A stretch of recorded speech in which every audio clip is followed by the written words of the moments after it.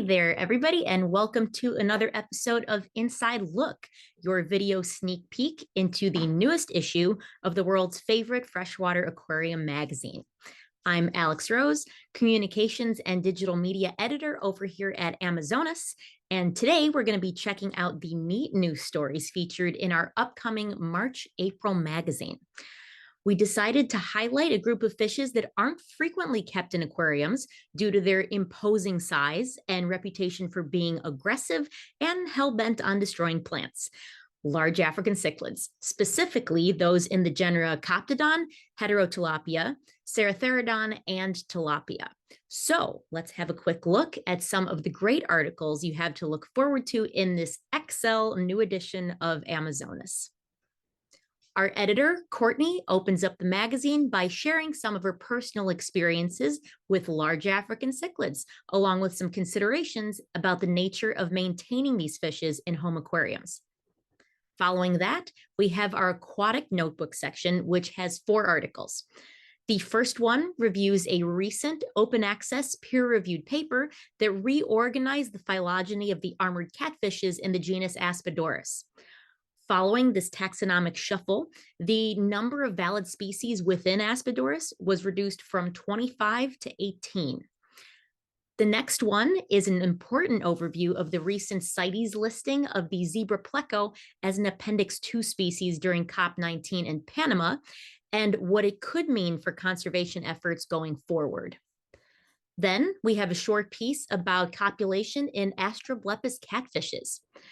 Astroblepidae is now only the 3rd family of catfishes known to science to have internal fertilization, and this was just officially recorded for the first time in 2022. After that one, we have a neat little story about a high schooler who sequenced the whole genome of the freshwater angelfish and then compared his results against a database of known vertebrate genomes to determine its genetic origins. Pretty cool and super ambitious. And now we start to dig into the cichlid content. Our first cover story is about Tilapia brevimanus. The quotation marks indicate that the species is thought to belong to a novel genus related to Tilapia, but that there is yet insufficient material available to formally erect a new genus. You'll get a clear idea of their life history, care requirements, and breeding.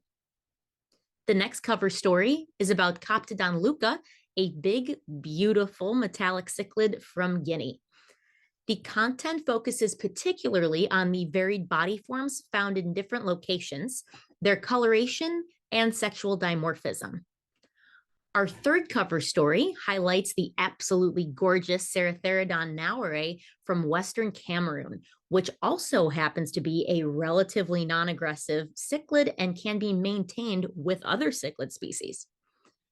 Our last cover story, and one with some of my favorite photos, is an article about the Zebra Tilapia, Heterotilapia buettikoferi. You'll get to read about the author's own experiences bundled with existing knowledge on the species to report on the history, breeding, husbandry, and other topics related to the Zebra Tilapia.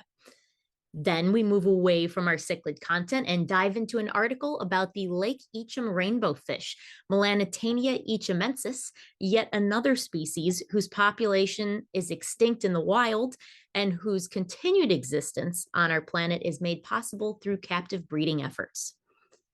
To balance out the XL cichlids, we've got a piece about the care, keeping, and breeding of a lovely little red-orange badid that hails from the northeastern Indian state of Arunachal Pradesh that was described back in 2011, but is still a pretty rare species to find in the hobby. Next, we have an article about Corydoras species CW111, currently being called the Zebra Corydoras, that covers everything from its appearance in the trade at astronomical prices to its successful breeding and distribution. Then we travel to the dark forests of a Japanese island in search of freshwater gobies. And the atmospheric vibe of this story really makes you want to hop on a plane and go stick your face in a cold river to look for some tiny fish. It did that for me anyway. As we head into our last major article, you're going to want to get your eyeballs ready for a real treat. The whole spread shows the winners of the 22nd annual AGA aquascaping contest, And wow, there are some ridiculously wonderful tanks. I think you're going to love it. Then there's our calendar, a listing of upcoming aquarium events. A complete listing can be found on our website under the Events tab. Next, we've got sources, our listing of local aquarium stores in the US, Great Britain, and Sweden, where you can buy Amazonas right off the shelf. To close out the magazine, we're treated to 2 species snapshots, a Planiloricaria from Peru and a very large pacu from the rapids of Brazil. We finish everything out with a close-up look at an electric knifefish, one of several species that occupy the main channel of the Amazon River in Peru and Brazil. Well, that's it for this time. I hope you enjoyed this exclusive inside look at this brand new issue of Amazonas. If you like this video, please be sure to subscribe to our YouTube channel, and most importantly, subscribe to the magazine. Thanks for watching, and see you next time.